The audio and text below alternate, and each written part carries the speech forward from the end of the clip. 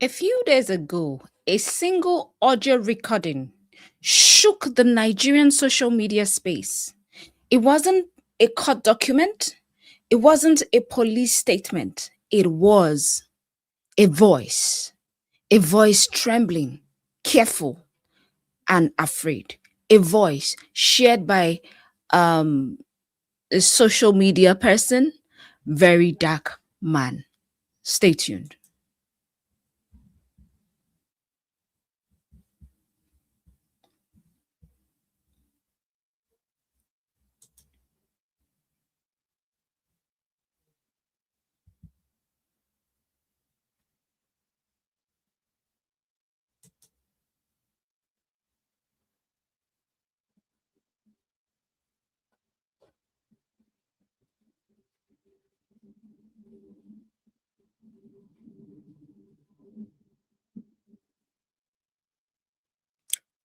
On December 23rd, 2025, VeryDarkMan released an audio clip on Instagram.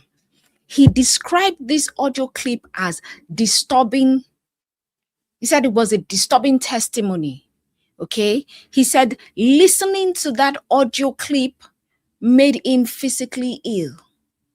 Now, the woman on the call, I don't want to play the video here, but the woman on the call identified herself as Chidera Precious Okafor, claiming she is a biological daughter of the Nigerian cleric, Pastor Chris Okafor, that we've been talking about. So, who is Chidera Okafor? Okay.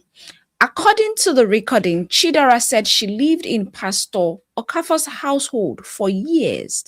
She claimed she left around 2020 because staying in that house, in her own words, became very, very unsafe for her. She also alleged that she was the only child from her mother in that home. She told us that our mother was raped by Chris Okafor, allegedly. Okay. And she was a product of her mother being raped, if you understand what I mean. All right. So she said she was the only child from her mother in that home at that time, while four other children belonged to another woman. She also said that there was difference in treatment between her and the other children, and the difference in treatment was very, very visible. It was even visible to the staff within the house. All right. So she also complained about emotional neglect. She talked about favoritism. So she was the least favorite. She said she always felt different, and she felt different not in a good way. So I think he was always abandoning her, pushing her to the side, and all of that. These claims remain allegations, but the emotional weight in that young lady's voice was very, very unmistakable. It was clear. I just, I can only just imagine, okay, what that young lady had gone through as a child, because now I think she's in her 20s. Then came the moment that changed everything. Okay. And she recounted an evening when she was called into her father's room. She alleged the door was locked behind her. She said she was asked to sit on the bed. Okay. At that point, her voice fluttered. Do I really want to play this video here? I don't want to play the video here because there are a lot of words that I cannot control. Okay. So that recording ends before she finishes the account. Okay. The public has not heard what came next. And Very Dark Man reacted with anger and disgust in that video. He said that that was not an isolated story. According to him, he said 3 adult women who claim to be Pastor Okafor's daughters have shared the same trembling, crazy stories. And before that one came out, another lady called, I think, she also gave a public interview where she presented a birth certificate. She cried as she described her experience. She said watching her alleged father preach was deeply, deeply painful to her. And that leak landed in the middle of a wider controversy involving Pastor Okafor with, Doris Ogala and all the plenty social media scrutiny that went on with that. And Pastor Okafor, in return, has denied any form of wrongdoing. And this man is asking for DNA tests for those ladies that are his daughters. He has also warned VDM against defamation. And when that warning came on, a video was leaked. You know what? I'll just go ahead and share that video, and let's make do whatever we want to make out of that. I'll go ahead and share it because that's the only way I can explain exactly, or that's the only way you can get the full details. I just hope everything works well with me sharing this video. All right, let's go ahead and listen. My name is Precious Chidera Okafor. The daughter of Prophet Dr. Chris Okafor. I used to live with him years ago, and I left around 2020. Yes, I left around 2020 because things were about to get out of hand. While I was living in the house, amongst all my siblings, I'm the only one from my mother, while the four of them are from a different mom. While I was living in the house, I used to get treated unfairly. Like, it was very, very visible, and even the workers in the house could see it. And one evening, he called me to his room that he wanted to speak to me. And after I went in, he was, standing behind the door, and then he locked the door and he said I should sit down. And I sat on his bed and he started speaking to me. He started telling me that he knows that I always feel bad because of how he treats me differently from my siblings. But he's only doing that because he loves me. And he wishes the fathers could marry their daughters, that he would have gotten married to me. And that. What?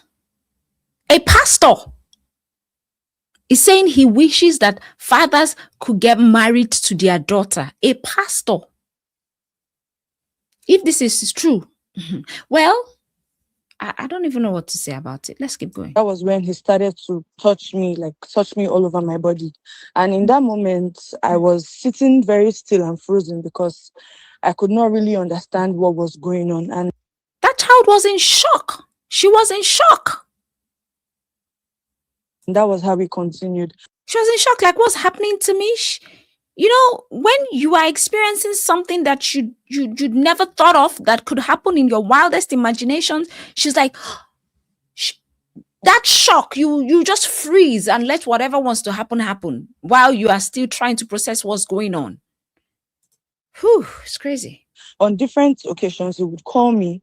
Like, another time he called me and then he locked the door again, and then he started trying to kiss me all over on my lips and all over my body. And it felt like I was quiet for a long time because for me, as at that time, I was somebody that was so desperately seeking the validation of my father. I was alone in the house. I didn't have any siblings of my own. So the fact that he was, talking to me, it's like, for me, all I was thinking about at that time was, okay, if this is going to at least make my dad talk to me, if this is going to make him treat me equally and fairly, then okay. And there was a day I had a terrible dream, and as a man of God that he is, I went to meet him so we would pray together. And that was the night that he almost penetrated me, but it didn't happen. I think he saw how scared I was and how I was sweaty and shaky on the bed. So he said I could leave, and I left. And That was when I was able to use a teacher's phone in school, and I decided to tell my mom about all that was going on. Then the next week or If this is true, this is man of God, is son. a few days after, she came to get me from the house, and that was how I left. How old were And you then? I was about 14, 15 years old at that time. You Wow. should lock this pastor So up. when you If told this your is mom, what did true. she do about it? She cried so much, and she was serving at that time. She was in a, I think she was in a northern state, so she had to come back, like she had to calm down.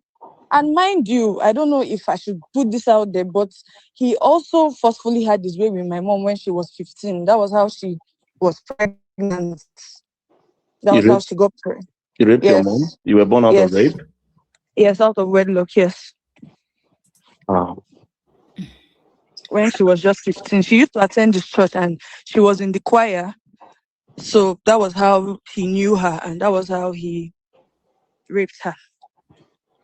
So who pays your school fees? We Like, who raped pays her. your school fees, saw you through school?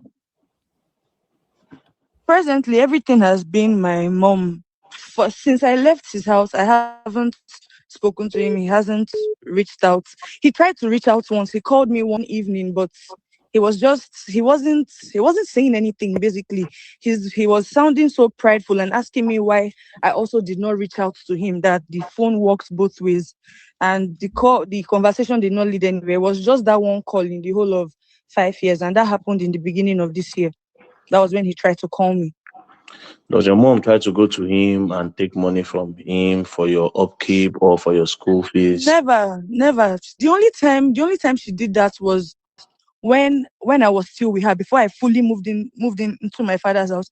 When I was with her, and she would go to meet him that, oh, she wants to pay my school fees. She wants to do this for me, and she opened up to me last year that that the reason why she's so bitter towards my father is because he treated her like an object. Like all the times that she would come to the house to come and ask for school fees or ask for anything, he would try and try and try to have his way with her.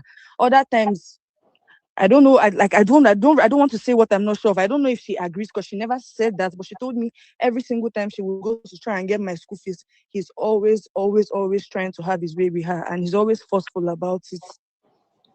So anytime she goes to ask him for your upkeep, he tries to sleep with her, and sometimes he tries to even rape her. Yes. Okay. Wow. And while living in the house, countless times, even as a child, I did not really understand it. But growing up, I saw how that rejection made me feel. There are countless times he would take I and my sister Marachi to go and run DNA tests. And even if he runs the test and he sees that we are his children, he still tells people and just like says it that we are not his children for some reason. And I don't really know what his reason is. Tells everybody that, I'm not his child. Wow. How old are you now? I'm 20.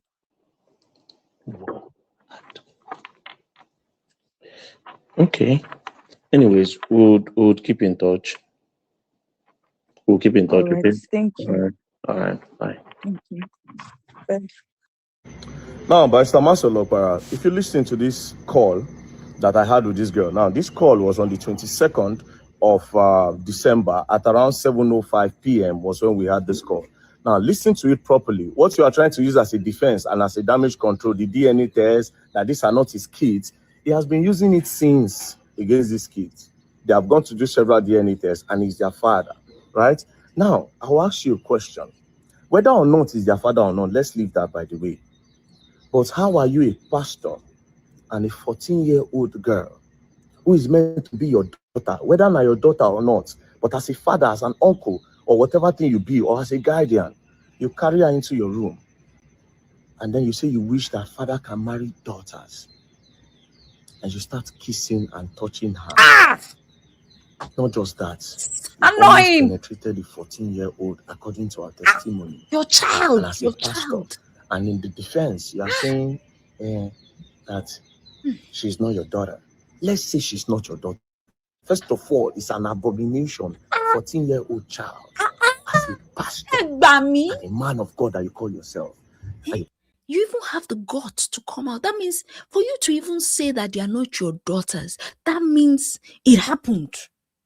So you are trying to say they are not your daughters to justify the fact that it really happened. What kind of people do we have on the pulpits in position of power? Who are these kind of people? You are saying she is not your daughter to justify the fact that that happened. That means it really did happen. Climb on the altar. Now, you see, you have finally put yourself in the box, right? Your kids are available. You understand? Your kids are available. This case will be a very big case for the country, and people will learn. People will learn a lot. How these men of God take advantage of the vulnerable people, manipulate them, use them anyhow they like, you know. But your own, you had no limits. Now you say they are not your kids. It's going to be a public case. So, Barrister Master Okpara, be prepared. These keys will be made available. Do you understand? They'll be made available. Heavy security, camera where the DNA test will be conducted on all of them. Your wife might be present. Do you understand? The mother of the kids is still very much alive. This one that made this confession now, do you understand? Is the other ones, the one where we say you do before. According to her, she said the mother even told her that you do forceful entry on the mama when she did 15 years old. And you won't do the same thing to the daughter when she did 14 years old. May God forgive all of you. Amen. But then again, the DNA test will be done. Since that's what you want to use as a defense, and as a damage control. You all will learn. You all will learn the hard way. They should learn. And they should learn the very, very hard way. For real, for real. I agree. This is crazy, people. Whew. You watched it. I didn't want to play it before, but I needed to just play it. The story is still unfolding. No verdict has been reached, no judgment passed. But one thing is certain. Voices once silent, those voices are now being heard. And sometimes a single voice is enough to force a nation, a whole nation, to listen. So we are going to be looking at some learnings. Okay, number one is power without accountability is dangerous. I've oversaid it and said it and oversaid it. Let me say this gently, but clearly. Power does not mean holiness at all.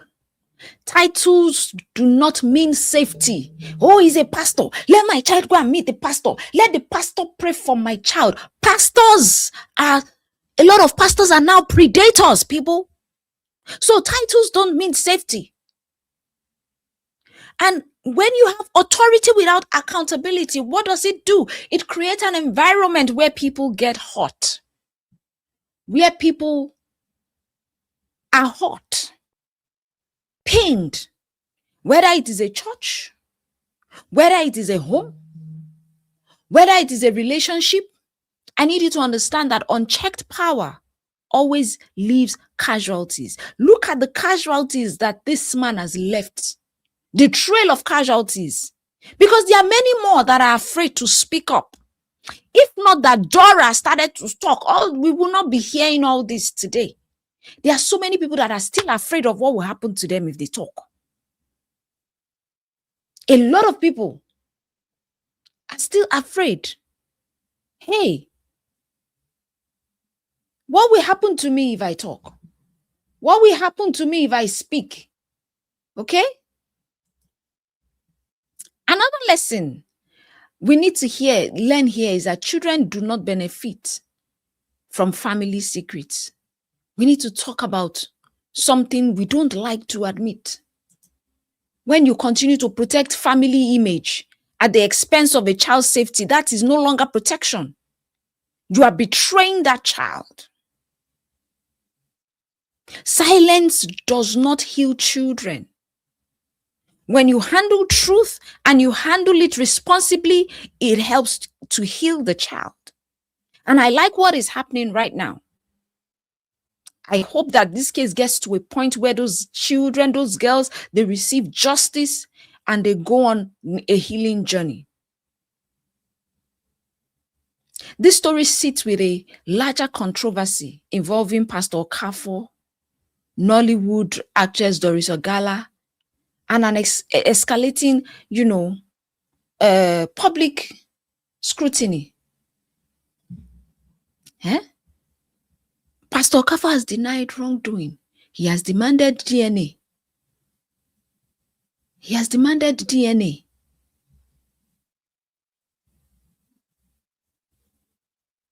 He has warned against defamation and all of that. What are your thoughts on this? Let me know what your thoughts are in the comment section. It's sad. It's sad that it had to be like this. Okay? It's sad that it had to be like this. What are your thoughts? I want you to understand that you are allowed to speak, even if it shakes people. To every woman listening to this, every girl, every young lady listening to this, you are not evil for telling your story. You are not disloyal for choosing safety. You are not weak for breaking your silence. Sometimes the bravest things you can do is say, this happened to me. This hurt me. This is my story. I'm happy that those girls were brave enough to come out, even though it was their father. Some people will say, this one is my father, let me not talk. I'm happy that these girls were able to come out and speak. They were able to, maybe someone let them understand that, oh, listen, this is your time to speak. Your voice is your power. Your voice matters. Okay? So I want to say thank you for watching. On this channel, we don't convict people, but we do something that's just as important. We listen, we learn, and we remind ourselves of our worth. We remind you of your worth, because standing in your power sometimes begins with telling the truth. And it starts with telling the truth, even if your voice shakes. Okay? Allegations on this case remain allegations until they are proven in court. This content is shared basically for awareness, for reflection, and for empowerment. Okay? So let me know what your thoughts are in the comment section. I will see you all in the next one. Thank you for watching.